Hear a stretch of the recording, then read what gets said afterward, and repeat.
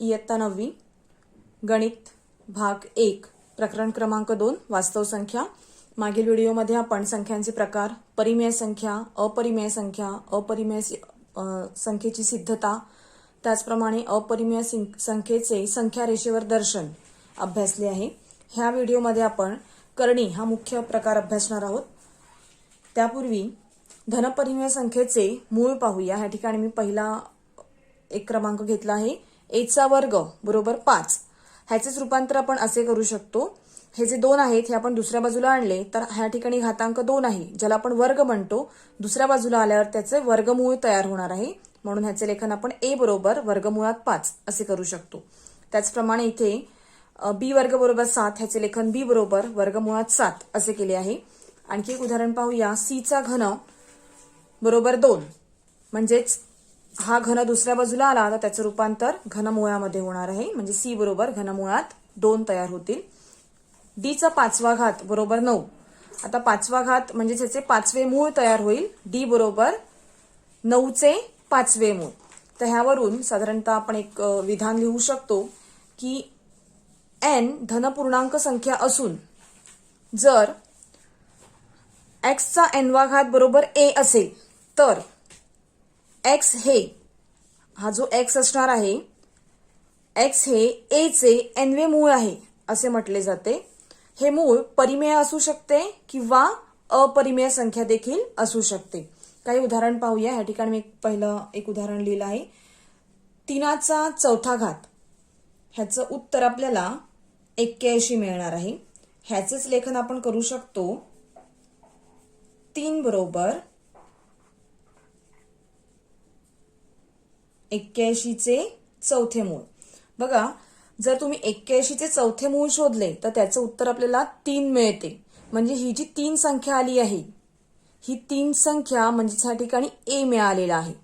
ठीक आहे, तर हे जे 3 आहेत हे 3 परिमेय संख्या मिळालेली आहे। आणखी एक उदाहरण पाहूया।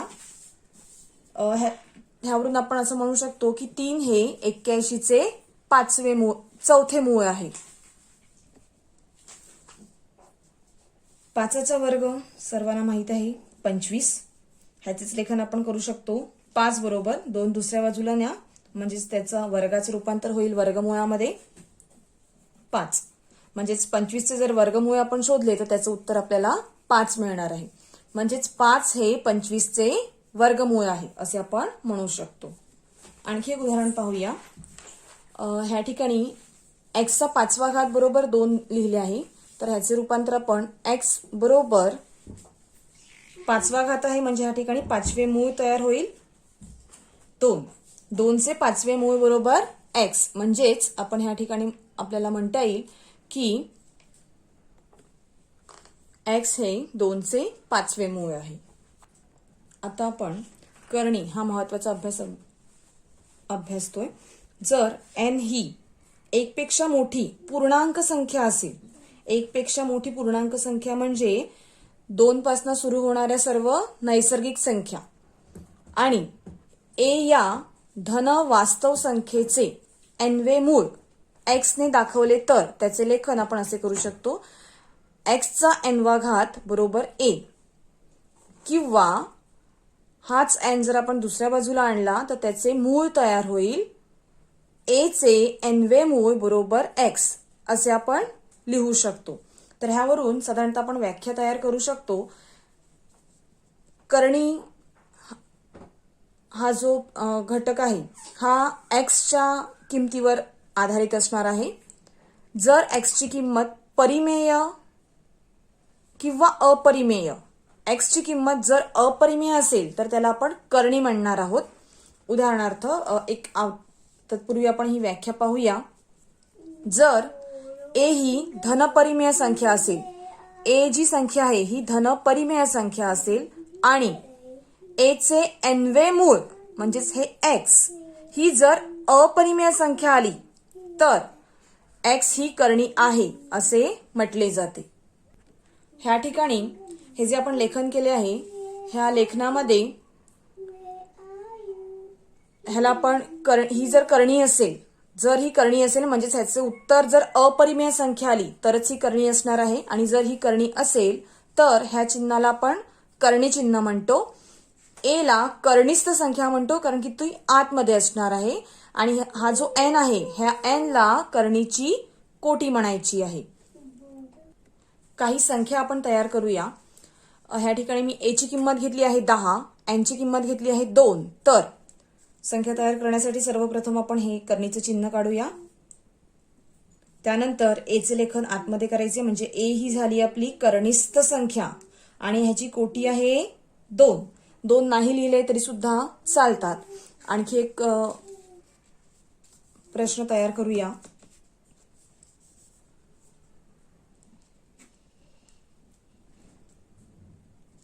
बघा, दोनही प्रश्नांमध्ये कोटी समान आहे परंतु कर्णिस्थ संख्या वेगवेगळ्या आहेत. 10 हा कोणाचा वर्ग आहे का? 10 ही संख्या कोणत्याही संख्येचा वर्ग नाही, परंतु 100 ही 10चा वर्ग आहे, म्हणून ह्याचे उत्तर आपल्याला 10 मिळणार आहे. बघा, ह्या ठिकाणी आपल्याला उत्तर मिळालं आहे परिमेय संख्या. ही स्वतः एक अपरिमेय संख्या आहे. ह्या 10चे वर्गमूळ आपण शोधू शकत नाही, म्हणून वर्गमुळात 10 ही संख्या अपरिमेय संख्या आहे. जर ही अपरिमेय संख्या असेल तर कर्णिस्थ 10 ही संख्या करणी आहे. वर्गमुळात 10 ही करणी आहे. आता ह्याचे उत्तर आपल्याला 10 मिळालेले आहे, म्हणून ही एक परिमेय संख्या आहे. ही एक परिमेय संख्या असल्यामुळे ही संख्या करणी नाही. आणखी एक प्रकार आपण अभ्यासूया. ह्याचे लेखन आपण ह्या ठिकाणी 5वे मूळ घ्यायचे आहे 32. 32 चे 5वे मूळ आपल्याला 2 मिळते. बघा, जर हे 2 असेल तर ही परिमेय संख्या आहे, आणि जर ही परिमेय संख्या असेल तर आपण म्हणू शकतो की 32 चे 5वे मूळ ही करणी नाही. आणखी एक प्रश्न सोडवूया. 14 चे 3रे मूळ म्हणजेच आपण ज्याला घनमूळ म्हणतो. बघा, 14 हा कोणत्या संख्येचा घन आहे का? नाही. जर हा घन नाही तर ही संख्या अपरिमेय आहे. मग जर ही अपरिमेय असेल तर आपण म्हणू शकतो की ही संख्या करणी आहे. आणखी एक प्रश्न सोडवूया. 216 चे 3रे मूळ. बघा, ह्याचे उत्तर 6 मिळणार आहे कारण की 216 हा 6चा घन आहे. मग ह्याचे उत्तर आपल्याला 6 मिळालं, म्हणजेच ही एक परिमेय संख्या आहे. आणि जर ही परिमेय संख्या असेल तर घनमुळामध्ये 216 ही करणी नाही. म्हणून ह्यावरून तुम्ही सांगू शकता की जर ह्याचे उत्तर आपल्याला परिमेय संख्या मिळाले तर ही करणी नाही, आणि जर ही संख्या अपरिमेय असेल म्हणजेच ह्या दिलेल्या प्रश्नाचे उत्तर आपण शोधू शकत नसतील, म्हणजे जर त्याचा वर्ग किंवा घन 4थे मूळ 5वे मूळ काढू शकत नसतील तर ती करणी आहे. काही प्रश्न आपण सोडवूया. हा पहिला प्रश्न या ठिकाणी आहे. करणीचे सोपे रूप द्या. वर्गमुळामध्ये 50. आता तुम्हाला काही वर्गसंख्या माहित आहेत. ह्या वर्गसंख्या मी इथे लिहिते. 1 ते 10च्या ह्या मी सर्व वर्गसंख्या लिहिल्या आहेत. आता हा जो प्रश्न आहे, ही जी कर्णिस्थ संख्या आहे ही कर्णिस्थ संख्या 50 आहे. ही 50 संख्या ह्या वर्गसंख्येच्या पटीमध्ये येते का ती पाहूया आपण. तर ही 25च्या पटीमध्ये येते, म्हणून ह्याचे लेखन आपण 25 गुणिले 2 असे करू शकतो. हे 25चे जर आपण वर्गमूळ काढले तर ह्या 25चे वर्गमूळ 5 येणार आहे, आणि त्यावरून ह्या प्रश्नाला आपण हे सोपे रूप देऊ शकतो. आणखी एक प्रश्न पाहूया. दिलेला प्रश्न हा 25च्या पटीमध्ये येतोय. पुन्हा 25 त्रिक 75. पुन्हा 25चे वर्गमूळ 5 येईल आणि कर्णिस्थ राहणार आहेत 3. पुढचा प्रश्न पाहूया. ह्या प्रश्नामध्ये घनमूळ दिले आहे. ह्या ठिकाणी कोटी 3 आहे, तर कर्णिस्थ संख्या 24 आहे. हे जे 24 आहेत हे 24 कोणत्या घनसंख्येच्या पटीमध्ये येत आहेत का? तर 8च्या पटीमध्ये येत आहेत. त्याचे आपण लेखन करूया. 8 त्रिक 24 असे आपण लिहू शकतो. तर 8चे घनमूळ म्हणजेच 8 हा 2चा घन आहे. ह्याचे लेखन मी बाहेर करते आणि ह्या घनमुळामध्ये राहणार आहेत फक्त 3. आणखी एक प्रश्न सोडवूया. 250 घनमुळामध्ये 250, कोटी आहे 3, कर्णिस्थ संख्या आहेत 250. 250 ह्या घनसंख्येच्या पटीमध्ये येत आहेत का? तर 125च्या पटमध्ये येत आहेत. 125 दुने 250 म्हणजेच ह्या संख्येचे अवयव आपण 125 गुणिले 2 असे करू शकतो. 125चे घनमूळ 5 असणार आहे आणि घनमुळामध्ये राहणार आहे त्या ठिकाणी 2. अशा प्रकारे आपण दिलेल्या करणीला सोपे रूप देऊ शकतो. पुढचा प्रकार पाहूया. सजातीय करणी. ह्या ठिकाणी मी 2 करणी घेतल्या आहेत. जर तुम्ही नीट निरीक्षण केले तर यांचे जे सहगुणक आहेत, पहिला धन आहे, दुसरा ऋण आहे, हे 2 आहेत. तर 3/4 म्हणजे ही नैसर्गिक संख्या आहे, तर ही एक परिमेय संख्या आहे. कर्णिस्थ संख्या जी आहे, ह्या कर्णिस्थ संख्येकडे जरा व्यवस्थित लक्ष द्या. कर्णिस्थ संख्या 7 दिसते. तर त्याची कोटी बघा, याची कोटी देखील तुम्हाला सारखीच दिसते 2. मग जर पी आणि क्यू ह्या परिमेय संख्या असतील, ह्या ठिकाणी पी म्हणजे 2 आणि क्यू म्हणजे ऋण 3/4 असे आपण मानूया. तर समजा पी कर्णिस्थ ए, क्यू कर्णिस्थ ए, जर असा ह्या ठिकाणी कर्णिस्थ संख्या समान आहेत, कोटी देखील समान आहे. जर असे असेल तर सजातीय, ह्या दोनही करणी ह्या सजातीय करणी आहेत. ह्या ठिकाणी जे महत्वाचे 2 नियम आहेत, दोन्ही करण्यांची कोटी समान असावी लागते. बघा, ह्या ठिकाणी दोन्ही करण्यांची कोटी समान होती. त्याचप्रमाणे कर्णिस्थ संख्या ह्या ठिकाणी ए आहे, ह्या कर्णिस्थ संख्या देखील समान असाव्या लागतात. तर खाली काही प्रश्न दिले आहेत. हा पहिला प्रश्न आपण सोडवूया की ही करणी दिलेल्या दोन्ही करणी ह्या सजातीय करणी आहेत की नाही ते आपण सर्वप्रथम पाहून घेऊया. तर आपण हे जे 12 आहेत, ह्या 12ला ह्या करणीला आपण सोपे रूप देऊया. बघा, हा वर्ग वापरला आहे, वर्गमूळ आहे, म्हणून आपण वर्गसंख्या वापरणार आहोत. तर हे 12 कोणत्या वर्गसंख्येच्या पटीमध्ये येत आहेत का ते पहा बरं. 4च्या पटीमध्ये येत आहेत. 4 त्रिक 12 असे आपण लिहू शकतो. तर ह्याचं सोपं रूप मिळणार आहे. 4 हा हे 2चा वर्ग आहे, म्हणून 4चे वर्गमूळ 2 तयार होईल आणि वर्गमुळामध्ये 3 हे असेच राहतील. 27ला सोपं रूप देऊया. वर्गमुळामध्ये 27. पुन्हा हे जे 27 आहेत, हे 27 कोणत्या वर्गाच्या पटीमध्ये येत आहेत? 9च्या पटीमध्ये येत आहेत. 9 त्रिक 27 म्हणून मी इथे लिहिते 9 त्रिक 27. 9 हा वर्ग आहे 3चा, म्हणून मी इथे बाहेर 3 लिहिते आणि वर्गमुळामध्ये राहणार आहे 3. आता हे जे करणी मिळाले आहेत, ह्याच्यामध्ये बघा कर्णिस्थ संख्या तुम्हाला सारख्या दिसतात आणि ह्या दोन्ही करणींची कोटी देखील सारखीच दिसते. 2 आणि 2 जरी इकडे लिहिली नसली तरी अप्रत्यक्षपणे त्या ठिकाणी 2 आहेत. म्हणून आपण म्हणू शकतो वर्गमुळात 12 आणि वर्गमुळात 27 ह्या सजातीय करणी आहेत. जर समजा ह्या ठिकाणी कर्णिस्थ 5 आले असते, समजा म्हणते मी, हे उत्तर जर कर्णिस्थ 5 असतं तर हे कर्णिस्थ संख्या समान नसत्या. मग जर ह्या समान नसत्या तर ह्याला आपण सजातीय करणी नाही किंवा विजातीय करणी आहे असे म्हटले असते. आणखी एक प्रश्न सोडवूया.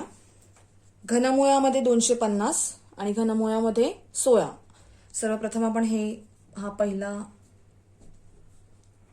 पहिली संख्या लिहून घेऊया. पहिली करणी 250चे आपल्याला घनमूळ काढायचे आहे. 250 हा कोणत्याही संख्येचा घन नाही, तर तो 125च्या पटीमध्ये येतो. म्हणजे आपण 125 गुणिले 2 असे लिहू शकतो. 125 हा 5चा घन आहे आणि ह्याचं उत्तर आपल्याला 5 कर्णिस्थ